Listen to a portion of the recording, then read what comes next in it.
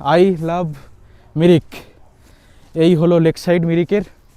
ওই দিকটা তোমাদের দেখালাম, ওই দিকটা রয়েছে পার্ক। বেশ ভুতুরে ভুতুরে লাগলো আমার, একটা ক্রিপি ব্যাপার আছে, গা ছমছমে ব্যাপার, হাওয়াতে সরসর সরসর করে আওয়াজ হচ্ছে গাছপালা। আর ওপরে একটা বয়স্ক ভদ্রলোক ঝাড়ু দিচ্ছে। তাকে জিজ্ঞেস করলাম, ভাইয়া এখানে মন্দিরে কি আর উপরে যেতে হবে? সে কোনো কথা বললো না, জাস্ট এরকম এসা এসা কিয়া। দার্জিলিং জেলার পাহাড়ের বুকে সমুদ্রপৃষ্ঠ থেকে প্রায় 5000 ফুট উচ্চতায় অবস্থিত এক শান্ত পাহাড়ি শহর এই মিরিক। শান্ত আবহাওয়া আর এখানকার সুমেন্দু লেক, যেটাকে আমরা সবাই মিরিক লেক নামেই চিনি, আর চারপাশ জুড়ে ছড়িয়ে থাকা সবুজ চা বাগান মিরিককে বানিয়েছে একবারে পারফেক্ট হিল স্কেপ। দার্জিলিং থেকে প্রায় 49 কিলোমিটার আর শিলিগুড়ি থেকে প্রায় 52 কিলোমিটার দূরে এই ছোট্ট শহরটায় সবুজ শ্যামলা প্রকৃতি তার রূপের ডালি উপচে ঢেলে দিয়েছে। আজকের যাত্রা সেই শান্তির খোঁজেই। তাহলে চলো শুরু করি আজকের সফর।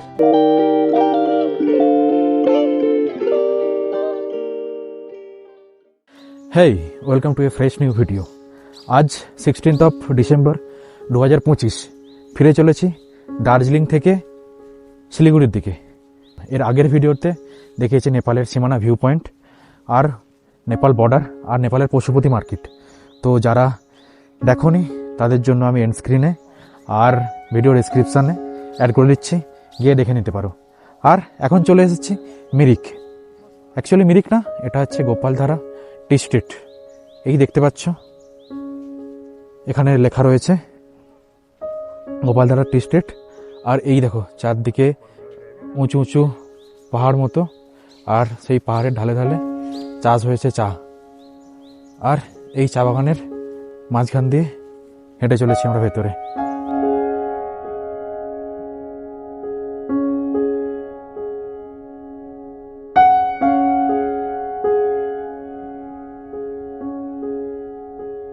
আচ্ছা, গোপালধারা টি স্ট্রিটের কাছেই রয়েছে এই সুন্দর গোলপাহাড় ভিউ পয়েন্ট শপটা। এখান থেকে চাইলে উন্নত মানের দার্জিলিং টি টেস্ট করে সরাসরি কিনে নিতে পারো। চা বাগানের একবারে পাশে বসে এই এক কাপ চায়ের টেস্ট কিন্তু একদম অন্যরকম লাগলো। এখানে 200 টাকা থেকে শুরু করে 2000 টাকা প্রতি কেজি পর্যন্ত সব ধরনের দার্জিলিং টি সহজেই পেয়ে যাবে। চা ভালোবাসলে এই জায়গাটা ডেফিনেটলি এক্সপ্লোর করতে ভুলো না। আচ্ছা, এই গোলপাহাড় ভিউ পয়েন্ট, এই চায়ের দোকান, এখান থেকে নিচেই রয়েছে হোটেল। তো এখান থেকে আজকে লাঞ্চ করব। গরম গরম ধোঁয়া ওঠা ভাত, ডাল, সবজি আর ডিমের অমলেট দিয়ে লাঞ্চ সেরে নিলাম। এবার গন্তব্য মিরিক। তবে তার আগে কিছু ইনফরমেশন শেয়ার করে নিই, কিভাবে তোমরাও খুব সহজে মিরিক পৌঁছতে পারো। চলো সেটাই এবার দেখে নিই।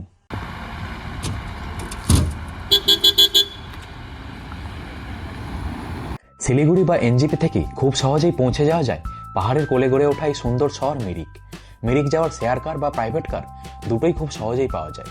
শেয়ার কারের ভাড়া 300 থেকে 350 টাকা, আর প্রাইভেট কার নিলে ভাড়া 2 থেকে 2500 টাকার মতো পড়ে। তবে সিজন অনুযায়ী ভাড়া ডিপেন্ড করে। সময় লাগে মোটামুটি 2 ঘন্টা মতো। আর পুরো রাস্তা জুড়ে পাহাড়, চা বাগান আর অসাধারণ সিনিক ভিউজ। আর আমি ঠিক কোন রুট ধরে এখানে পৌঁছালাম সেটা জানতে হলে তোমাদের দেখতে হবে আমার আগের ভিডিওগুলো। সেই ভিডিওগুলোতে আমি ঘুরে দেখিয়েছি দার্জিলিংয়ের কিছু সুন্দর অফবিট ভিলেজেস। সব মিলিয়ে টোটাল প্লেলিস্ট আমি ভিডিওর এন্ড স্ক্রিনে অ্যাড করে দিয়েছি। ভিডিও শেষ হলে একবার দেখে আসতে পারো। আই হোপ ভালোই লাগবে।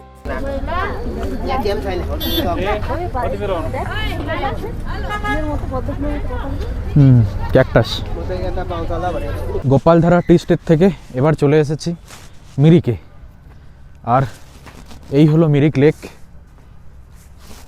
এখানে একটা রয়েছে ব্রিজ। এই ব্রিজ পার করে ওই সাইডটায় যেতে হয়। ওই সাইডটা নানা রকম অ্যাক্টিভিটি পয়েন্ট রয়েছে। আর এই দিকটা রয়েছে মিরিকের পার্ক। তো চলো ওই দিকটা থেকে ঘুরে আসি, তারপর পার্কের দিকটা ঘুরে দেখাচ্ছি। আর এই যে লেক দেখতে পাচ্ছ, এই ব্রিজ, আজ থেকে 1 বছর আগে পর্যন্ত এই পুকুরে অনেক মাছ থাকতো। আর বাইরে থেকে মাছের খাবার কিনে নিয়ে এসে এই ব্রিজ থেকে দাঁড়িয়ে পর্যটকরা এখানে মাছকে খেতে দিত। বাট 6 মাস আগে 2025-এর সেপ্টেম্বর 2025 সেপ্টেম্বরে এই জায়গায় বন্যা হয়েছিল। তো সেই বন্যার টাইমে এখান থেকে মাছগুলো সব বেরিয়ে যায়।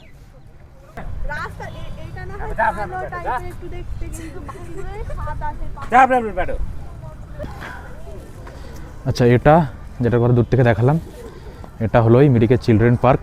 এখানে অ্যাক্টিভিটি পয়েন্টগুলো রয়েছে যেমনটা বললাম। আর সামনে এই হলো এই চিলড্রেন পার্কের এন্ট্রান্স। ঠিক এরকমটা মিরিকের যে মেন পার্ক সেই জায়গায়। আর পেছন দিকটায় এই দিকটা রয়েছে পার্কিং এরিয়া টোটালি। আর এই যে দিকটা দেখতে পাচ্ছ, এই যে এন্ট্রি গেট রয়েছে, তো এর ভিতর দিয়ে টিকিট রয়েছে, টিকিট কেটে ভেতরে যেতে হবে। টিকিট প্রাইস 20 টাকা করে। যেমনটা দেখালাম 20 টাকা টিকিট কেটে নিয়েছি। টিকিট ওখানে জমা নিয়ে নিল, তাই তোমাদেরকে দেখাতে পারলাম না। ভেতরে চলে এসেছি। ভেতরটা ঠিক একদম এন্ট্রান্স থেকে ঢুকেই ভেতরটা ঠিক এরকম, চারদিক ফুলের গাছ দিয়ে সাজানো। বেশ বড় একটা এরিয়া, ওয়েল মেনটেন্ড জায়গা। 20 টাকা করে টিকিট নিচ্ছে, বাট ঠিকঠাকই লাগলো আমার, মানে well organised and well decorated. পুরো এরিয়াটাই ফুল বাগান দিয়ে, ফুলের গাছ দিয়ে সাজানো। অনেকেই এসেছে এখানে, যেরকম দেখতে পাচ্ছ পেছন দিকে অনেকেই রয়েছে। একটা খোলা বড় এরিয়া, সেই ম্যাল মার্কেটের মতোই। আর এই এরিয়ার চারপাশে রয়েছে দোকান। আর যেমনটা বললাম হর্স রাইড, এ দেখো পেছনে হর্স রাইড হচ্ছে, হর্স রাইড করছে। তো তোমরাও চাইলে এখানে এসে হর্স রাইডের এক্সপিরিয়েন্স নিতে পারো। বেশ বড় ওপেন জায়গাটা। এই পেছন দিকে লেক, আর লেকের সামনেই এই যে কমপ্লেক্সটা দেখালাম, এই যে এরিয়াটা দেখালাম ওপেন এরিয়াটা, এই ওপেন এরিয়াটার চারপাশ দিয়ে এরকম বসার জায়গা করা রয়েছে। আর এখানে রয়েছে এরকম নেপালি ড্রেস পরে এখানে ছোট ফটো তুলতে পারো। আর এখানে রয়েছে একটা সেলফি পয়েন্ট, গান চলছে, মাঝে দাঁড়িয়ে এখানে ফোন লাগিয়ে 360 ডিগ্রি ভিডিও যেটা হয় সেটার এক্সপিরিয়েন্স এখানে নিতে পারো বা করতে পারো।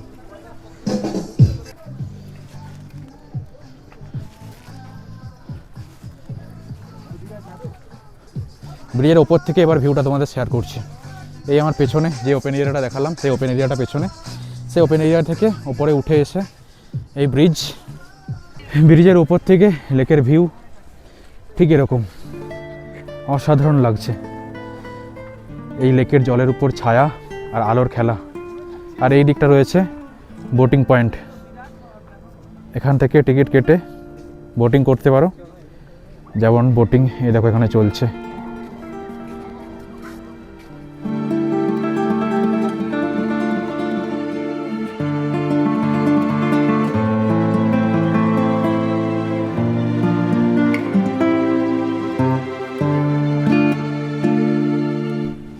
এই দিকটাতে দেখা যাচ্ছে পুরো মিরিক শহরটা। এই লেকের ওপরে ওই দিকটা থেকে দেখালাম চিলড্রেন্স পার্ক, আর ওই দিকটা রয়েছে ব্রিজটা যেটা দেখালাম।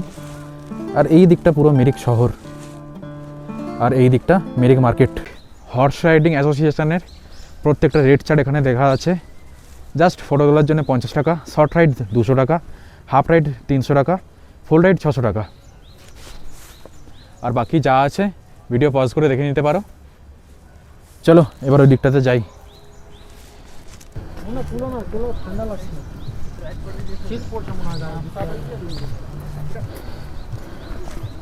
চলে এসেছি মিরিক। এটাই হলো মিরিকের সেলফি পয়েন্ট। যেমনটা পেছনে দেখতে পাচ্ছ লেখা আছে আই লাভ মিরিক। এই হলো লেক সাইড মিরিকের। ওই দিকটা তোমাদের দেখালাম, ওই দিকটা রয়েছে পার্ক, আর এই দিকটা রয়েছে ব্রিজ, ওই যে দেখতে পাচ্ছ। আর তার এই পারেই রয়েছে এই আই লাভ মিরিক।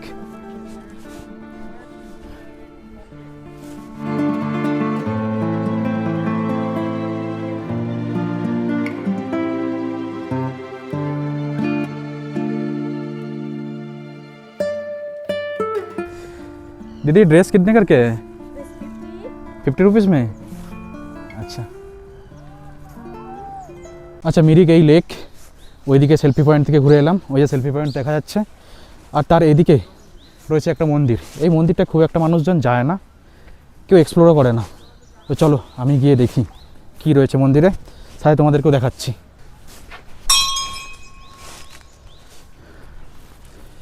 এন্ট্রিতে ঢুকেই এরকম উঁচু সিঁড়ি মতো রয়েছে, এই সিঁড়ি দিয়ে উঠে যেতে হবে। খুব বেশি উঁচু না, এই কয়েকটা সিঁড়ি পেরিয়েই ওই যে ওপরে দেখা যাচ্ছে একটা ছোটো মোটো মন্দির। কিছুটা ওঠার পর একটা ওপেন স্পেস ছিল, আমি ভাবলাম যে আর হয়তো উঠতে হবে না, একটু এগেই মন্দির পাবো। কিন্তু না, ওপেন স্পেসটা ক্রস করার পর আবারও এরকম সিঁড়ি শুরু হয়েছে, ওই সিঁড়ি দিয়ে উঠে আসতে হয়। তো অনেকটাই উঠে এলাম, চলে এসেছি মন্দিরের সামনে। এই যে দেখতে পাচ্ছি মন্দির, লাইট জ্বলছে।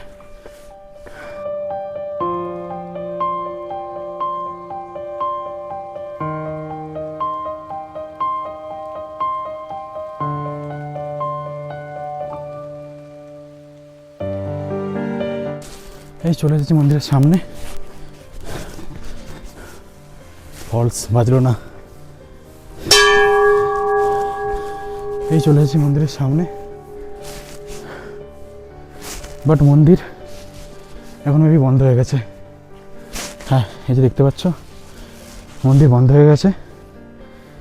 এই এখানে একটা প্রদীপ জ্বলছে, মেবি পুজো হয়েছিল, পুজো হয়ে গেছে তাই বন্ধ হয়ে গেছে। আচ্ছা, এইদিকে একটা সিঁড়ি আছে মন্দিরের পরও, এদিকে আর যাচ্ছি না কারণ কেউ আর বেশি সেরকম নেই, সন্ধ্যাও হয়ে এসেছে। তো তোমরা যদি আসো দিনের বেলায় বা গ্রুপে, এদিকটা গিয়ে এক্সপ্লোর করতে পারো। এই হলো মন্দির এরিয়া, বেশ ভালোই সাজানো গোছানো।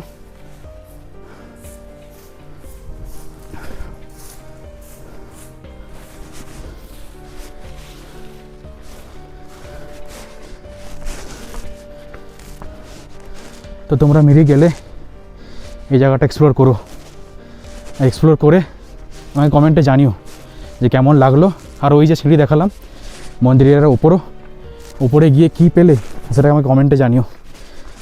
এই জায়গাটা খুব বেশি তোমরা কিন্তু ইউটিউবে দেখতে পাবে না বা কোনো সোশ্যাল মিডিয়ায় এই জায়গাটা দেখতে পাবে না।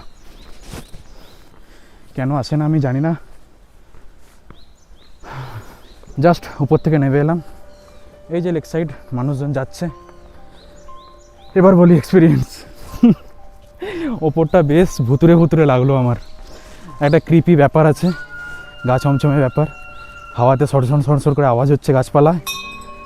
আর ওপরে একটা বয়স্ক ভদ্রলোক ঝাড়ু দিচ্ছে, তাকে জিজ্ঞেস করলাম ভাইয়া এখানে মন্দিরে কি আর ওপরে যেতে হবে? সে কোনো কথা বললো না, জাস্ট এরকম এসা কিয়া। তো এটা এই এক্সপ্রেশন দেখে লিটারেলি আমার ভয় পেয়েছিল, আর কিচ্ছু না।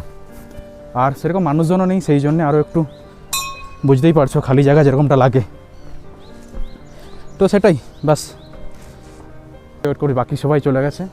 এই যে মা নিচে ওয়েট করছিল সিঁড়ির সামনে বসে। এই ওপরটায় ওঠার পর আর লিটারেলি কেউ নেই, কেউ যাচ্ছে না। আই ডোন্ট নো, এখানে মন্দিরের গেট পর্যন্ত করা রয়েছে, এই যেমন দেখতে পাচ্ছ এই যে গেট। মানুষজন এই দিকে যাচ্ছে, ফটো তুলছে, ঘুরে চলে আসছে, বাট কেউ এই দিকটা এক্সপ্লোর করছে না। কেন আমি জানি না কেন যাচ্ছে না। আর যেহেতু কেউ যাচ্ছে না, আমি একা উপরে চলে গেছিলাম, সেই জন্য মা এসে ওখানটায় ওয়েট করছিল যে আর কেউ যাচ্ছে না, তোর এত কেন বাড়াবাড়ি, তুই কেন এত উপরে চলে গেছিলি? আর তো কেউ যাচ্ছে না, তোকে কেন যেতে হবে?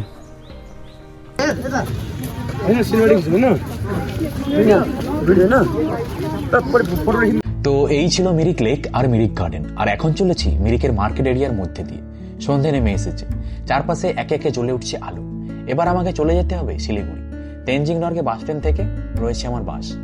আমি অনেক ট্রাভেল করেছি ট্রেনে, ফ্লাইটে, কিন্তু বাসে এতটা লং ডিস্টেন্স জার্নি এই প্রথম। আজ সেই এক্সপিরিয়েন্সটাই হতে চলেছে। চলো গাড়িতে উঠে বসি। একদম শিলিগুড়ি পৌঁছে আমার এই ফার্স্ট টাইম এক্সপিরিয়েন্স আর সব প্রয়োজনীয় ইনফরমেশন তোমাদের সাথে শেয়ার করবো। যারা হঠাৎ করে প্ল্যান করো নর্থ বেঙ্গল যাওয়ার আর ট্রেনের টিকিট পাও না, তাদের জন্য এই স্লিপার বাসগুলো একটা ভালো অপশন হতে পারে।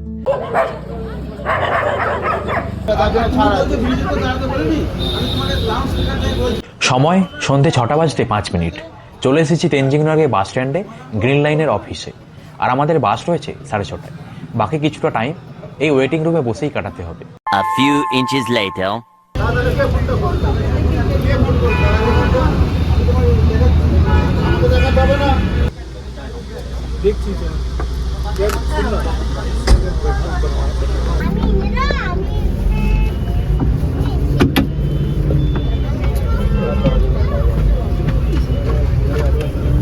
সময় সন্ধে 7:30।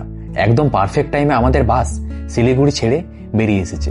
প্রায় 1 ঘন্টা হয়ে গেল বাস চলছে, কিন্তু আমরা ঠিক এখন কোথায় রয়েছি নো আইডিয়া।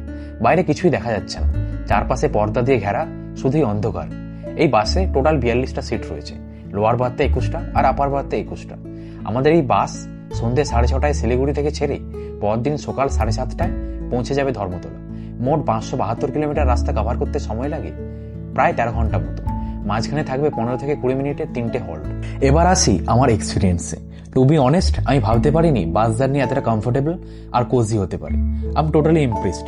ভাড়া হয়তো একটু বেশি, 1000 থেকে 1500-এর মধ্যে ইজিলি পাওয়া যায়, তবে টোটালি জাস্টিফাইড। এই বাসের প্রতিটা কেবিনের প্রতিটা সিটে রয়েছে personal study light, personal AC vent, personal display with OTT apps and internet connections and একটা হেডফোনস। मैं इस कमाल के गैजेट को कभी वापस नहीं करूंगा। अरे कुछ तो गड़बड़ है। তার সাথে রয়েছে একটা কমপ্লিমেন্টারি ওয়েলকাম বক্স। ভেতরে কি কি রয়েছে সেটা তোমরা নিজেরাই দেখে নাও।